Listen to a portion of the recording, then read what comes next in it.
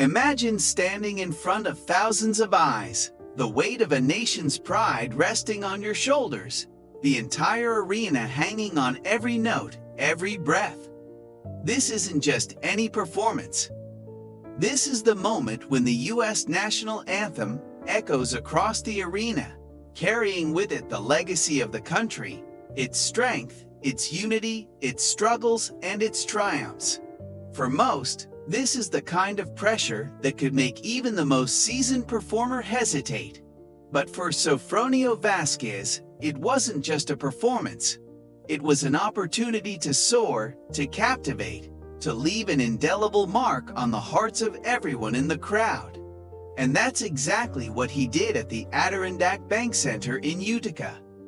Sofronio's rendition of the national anthem was not just another musical act, not just another warm-up to the game, but a moment of artistry, emotion, and pure talent. To say he blew everyone away would be an understatement. It was a display of skill and passion that made the anthem seem more than a song. It became a symphony of national pride, a celebration of not just what it means to be American, but what it means to stand as one in front of so many, to speak without words but with music. There's something almost magical about the way Sofronio approached his performance. From the first note, he commanded attention. He didn't simply sing the words, he gave them new life. His voice, rich with resonance and depth, filled the arena with a raw power that could not be ignored. It's a sound that was both familiar and fresh, a voice that carried the weight of every struggle, every victory, and every emotion that the anthem represents. It was as though, in those few minutes, he was singing not just for the crowd, but for the very essence of the country itself. The Adirondack Bank Center, with its towering walls and expansive seating, was the perfect setting for such a moment. The energy in the air was palpable, as thousands of fans and attendees waited in eager anticipation. You could hear the faint hum of conversation in the background, the sound of shuffling feet, and then, in an instant silence, the stage was set, the spotlight was on Sofronio, and the anthem was about to be delivered in a way that no one could have anticipated.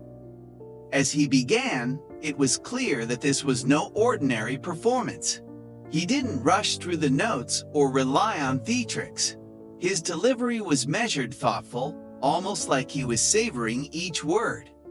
The slow, deliberate phrasing of, "Oh say, can you see?" drew everyone in, allowing them to reflect on the words before him. It wasn't just about hitting the notes or staying in key. It was about connecting, about making the audience feel the history and the gravity of the moment. The crowd, already buzzing with excitement, seemed to hold its breath as he reached the high notes, those notoriously difficult moments that can either make or break an anthem performance. There's something particularly nerve-wracking about hitting that final high note in Land of the Free, a note that demands precision and control. But Sofronio, with the kind of ease that only comes from years of experience and a deep understanding of his craft, nailed it. His voice soared, powerful yet controlled, holding the note just long enough to send a ripple of admiration through the crowd. You could see the faces of those in the audience, eyes wide, mouths slightly agape, in awe of what they were witnessing. In that moment, SofronioVasquez wasn't just a performer. He was a vessel for the emotion that the anthem carries. As his voice reverberated off the walls of the arena, it was as if the entire crowd was caught in a shared experience. It wasn't just about the song, it was about feeling the pride, the sacrifice, and the joy that comes with being part of something bigger. His rendition transformed the national anthem from a familiar melody into something that resonated deeply within everyone who was listening. The room didn't just hear the anthem, they felt it. There was a collective sense of connection, of pride, of unity. The kind of unity that in many ways the anthem itself calls for. As Sofronio hit the final sweeping note, the audience erupted into applause. The sound was deafening, a spontaneous and heartfelt outpouring of appreciation for not just the technical brilliance of the performance, but for the raw emotion and power that Sofronio had infused into every phrase. In that arena, under the bright lights, in the presence of thousands, SofronioVasquez didn't just perform the national anthem. He redefined it. He made it his own, taking the song that many have sung before and elevating it to new heights.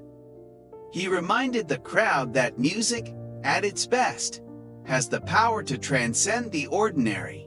It can stop time. It can unite people. It can make us feel something deeper than we thought possible. This wasn't just a performance for Sofronio. It was a moment of connection, a moment of achievement, a moment of triumph. His skill as a singer was undeniable, but it was his ability to make the anthem feel fresh, emotional, and powerful that set his performance apart. It wasn't just about the notes or the technique. It was about telling a story, about making everyone in the audience feel like they were part of something much larger than themselves. When the applause finally began to fade, Sofronio stood there, taking in the moment, the crowd's appreciation. But for him, it wasn't just about the ovation. It was about the fact that in that short span of time, he had touched something deeper, something more profound.